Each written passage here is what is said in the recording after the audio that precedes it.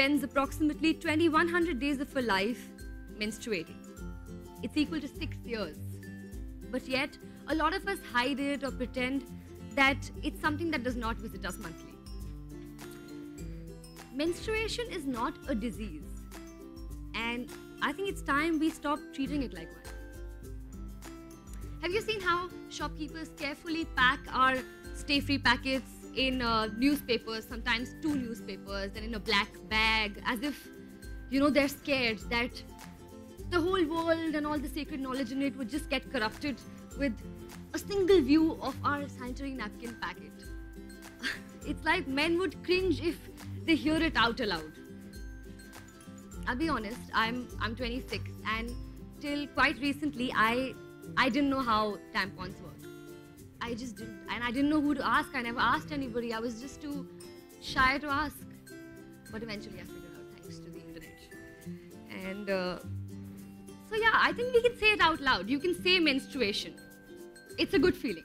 Somebody wants to try it? Say menstruation. Yeah? Will anybody say it for me, please? Menstruation. A little louder, probably?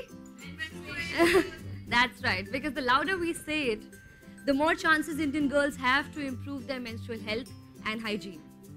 There are girls in our country who have no information about their own menstruation cycle, the process, the purpose, the biological process and the purpose. In a study of 747 girls across India, about 97% do not know the source of menstrual bleeding. It's not a surprise that most women have inadequate knowledge of hygiene and complete lack of access to sanitary care. Menstruation is not a dirty word. It's not something to be embarrassed of. But what we should be ashamed of is that 57% of Indian girls remain absent in school because they do not have separate washrooms to take care of their personal needs. Because their teachers and mums still think menstruation is dirty and polluting.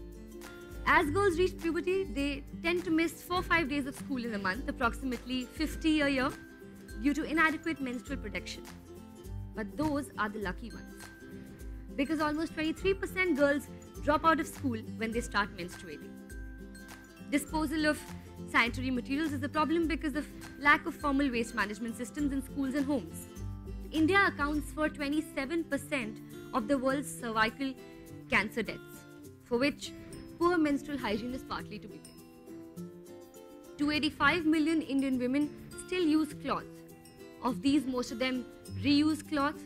Around 70% of them dry the cloth in the shade, thus increasing chances of infections and illness caused by use of unhygienic cloth.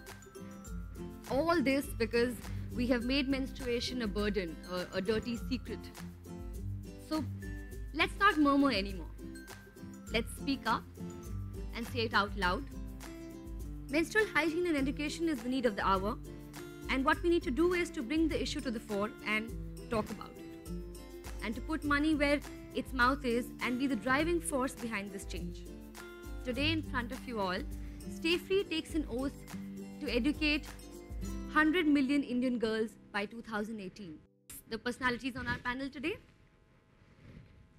We have today Seenu Joseph, who is a counselor and menstrual hygiene educator, has been working on the subject for over 5 years now, largely in rural areas, and has personally undertook sessions for over 10,000 adolescent girls.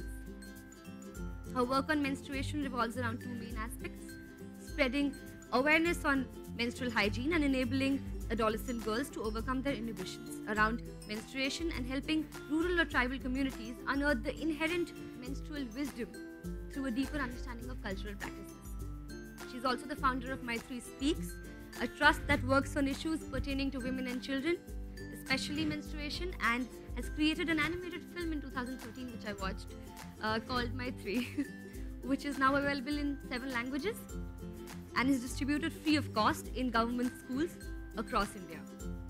The film has been shared with the Education Department and the National Rural Health Mission, with the potential of reaching 4 million adolescent girls year after year. Her trust has trained other NGOs, government school teachers and ASHA, who are the government health workers, on conducting sessions on menstrual health in schools. Her blogs on the topic have reached over 150 countries and over 5 lakh people. In June, she will be visiting Boston, wherein she has been invited as a key speaker at the International Conference of Menstrual Health and Reproductive Justice, where she will be presenting papers on ground reality of menstrual health in India. Along with imparting awareness on menstrual hygiene, she is also working parallelly on researching the origin of menstrual practices in India. Last year alone, she travelled across 8 states in India to understand the cultural practices around menstruation. Dr. Leena Asher. Dr. Leena Asher. She is founder and chairperson of Kangaroo Kids Education. She has been acknowledged as one of the top 50 leaders who have redefined Indian education. But by virtue of the fact I'm a gynecologist's daughter, I knew all about periods before I actually got them. I attained menarche at about the age of between 10 and 11, which is the going age even today, and I'm years older than all of you. I still menstruate, and I'm very happy about that. But we were all aware of menstruation when we were growing up, because as a gynecologist's daughter, we were taught, or I was taught, on every single aspect of menstruation before the teachers or the school told us. In our school, which was JB Vacha at Dada, we had a class which was conducted, and we used to have a doctor who came and taught us on mothercraft, which the earlier part of the year would cover menstruation, hygiene, and the works. So that's why I said I am blessed. Today, I think for the last 6 years, J&J can hold me out on that, we have been conducting programs all over the schools of Bombay, where I personally cover Vikhroli, Powai, and that area, because I stay there now. And we go to the schools and teach them right from what is menses to what care you can take. Unfortunately, Indian culture goes as menses chi gandagi nikal rahi hai. The woman is untouchable at that time. Actually, it is the crying of the uterus from a loss of a pregnancy. That's all that it is. And so the fact that you've become an adult, you have to educate the child more on what it is, rather than telling her, "Chi, it's dirty," or "keep yourself clean" during that. All you got to tell her, yes, there are hygienic areas which need to be maintained, but beyond that, you don't have to frighten the child over it. You truly are really blessed, because I'm from a really small place in MP, and we didn't have any such classes, or even if we went up to someone, say a teacher, I'm sure nobody would have helped. So if my mother didn't tell me, I would not have. That was the advantage of being in a place like Bombay, and coming from a school where it was a Parsi school, and they were really very hell-bent, though we were only girls there. Yeah. They were very hell-bent on us getting all our information intact before we went out of school. So we had this lady who'd walk in, and 3 years, 8th, 9th and 10th, we had 3 different stages where, one, they spoke to us on menstruation, the second they spoke to us on mothercraft, which would be delivery, labor, sex, all of it. And by the time we left school, we were aware of everything as far as sex education went. In Manipur, I met women, elderly women, who in their first period had actually tasted a drop of the menstrual blood, because it was thought to give them a lot of positive powers and ability to heal themselves. On the other hand, in Jharkhand, I came across women who were looked upon as Dayans, that is witches. And it was thought that if their menstrual cloth is found, it can be used for black magic. So the fundamental core of it was still that menstruation is a very powerful thing, but it has been taken in 2 different directions. One, it led to a lot of beliefs around women having powers and therefore condemned. And on the other hand, it led to a more practical thing of, okay, it's just impure and let's just not talk about it. We have to dig deeper whenever we hear these theories, because a lot of what we know of it today is not what we culturally thought of menstruation. If you take any practice, whether it is not going to the temple, not cooking food, not touching others, not washing your hair, all of these had Vedic explanations. It is a part of a research I'm still doing, and I think I know very little about Ayurveda to actually talk about it, but it is enough to say that they came from very positive spaces, and saying that you can use it for 12 hours and so on. They feel that using one sanitary napkin the whole day, especially if the menstruation is pretty scanty towards the 4th or 5th day, is perfectly fine.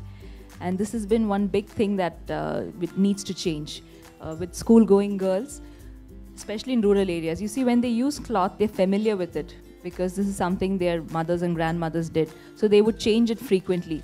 But if they were suddenly given a product which they haven't been educated on how to use, they actually think it's got some magical powers and use it for much longer. So that has been a problem that we've tried to change. With cloth, there are a lot of issues about how it is washed and dried, and this is not as much of a problem in rural areas because you have open spaces. Men talk more openly about menstruation in rural areas, so they actually dry it out in the sun. But in urban slums, this is a problem. Women who migrate from rural areas and they settle in urban slums, you don't have the necessary space for it, and you have a huge cultural conflict from the way it was treated in a village versus the way it is in an urban area. And that is when compromises on hygiene start to happen. So the main thing about hygiene here, we need to remember how often you have to change it and keeping yourself clean. Keeping yourself clean during your period. This is very important. Okay, that's basic. First generation becomes aware. It then passes on that value system, and this is not just about menstruation or about sex education, it's about any change which challenges societal conditioning. So the first generation becomes aware, they ask, may not agree with the change. The next generation, their children, 15 years, of course, hopefully we're not giving birth in 15 years, but from an anthropological, sociological perspective, 15 years is considered a generation. The next generation begins to understand why the first generation was discussing and debating this, and the third generation is actually neutral and ready to adopt the change. So the third generation is where the benefit of the change will come. So let's say 30 years. I mean, 15, that 15 we can play with, but we have to disrupt the process and aggressively intervene to accelerate that change. Interesting thing, because this only came to light when I was asked to speak today. So I sat with my maid in the morning and I'm asking her what she does, like in terms of hygiene they all stay in slums, so what do they do and how do they cope? And Was she really shocked first? Was she okay to talk about it? Very close. Oh. So she was very comfortable to talk to me about it. And then I asked her about, because she purchases my sanitary napkins and hers. And I asked her about, because I was now starting to think about the cost around sanitary napkins. Like how does everyone afford it? And, interesting perception, and I won't name the brand. So she uses Stay Free because she said it was 27 rupees a packet. And she buys a more expensive packet for me because she thinks price equates with quality. So which is the biggest problem today. Which is really the biggest problem today because, unfortunately, the cotton ones disintegrate after a while. Beyond 4 to 6 hours, you'll find the cotton, it kind of crumbles, and there are times where you can find the cotton on your panty also, just because of the fact that you've been active and moving around, and the cotton has started crumbling. Whereas these thin ones do not have that problem. So, and those are the ones which are more expensive. But I, as a doctor, and I'm sure most gynecologists will say the same thing, would prefer to use a cotton sanitary pad in our kind of climate, which is more humid, than the more expensive. I'm sure we've all learned something. I have. I have, totally. When you were sitting and I was just getting as much information as I could on the subject. And I'm actually going to ask, the reason I wanted to say this because this is a question I also had. I actually wanted to ask her, which I will ask again now, is how do our menstrual education awareness levels stack up compared to Western societies, A, and Eastern societies, because we have to understand that we are an Eastern society, so culturally we are very different from, say, the West, which is a very, very open society. So I will allow Doctor to answer that, but this is a question that I also had for her earlier. Menstruation has not been accepted as something which is sacrosanct or which is healthy, or it's something that nobody wants to talk about.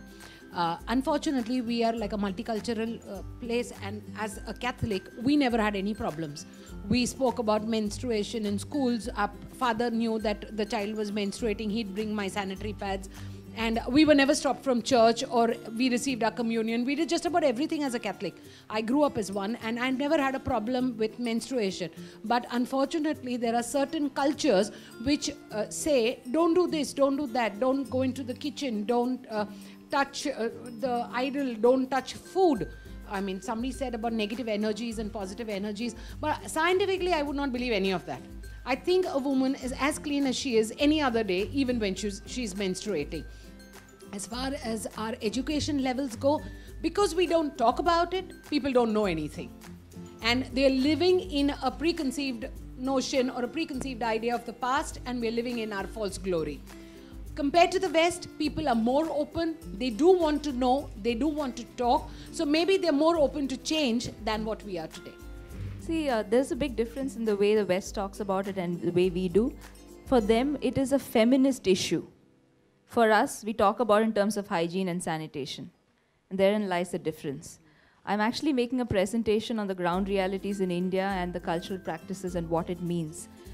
In the West, they are moving, the feminism is moving to a situation where they're actually saying that it should be a free blood movement. I should be used products. This is how nature meant it to happen. We should just bleed. If you just Google a free blood movement, you will see photos of women in Spain bleeding on white pants and saying, so what? So that is where they are. And we are at a stage where we have attached it so much to hygiene and sanitation. In fact, I was very shocked when I saw that menstrual hygiene management is very recently made a part of Swachh Bharat mission. Clean India, clean your environment, I understand, but clean your vagina? Seriously? So we are kind of losing track of what menstruation really is here by going too much into this aspects. I'm not saying that it is one or the other. I'm saying it's both. There is very clearly a hygiene aspect to it. There is a feminist angle to it. And one is the awareness of how to keep yourself clean, what to use, which I would probably agree with Doctor in saying that it is more in the West. But if you look at the understanding of menstruation as a process of the positivity and what it's meant to do to women, I think traditionally at least India has a lot more of that knowledge. Any ancient society, India or Africa, has more of that ancient wisdom around menstruation than the Western countries.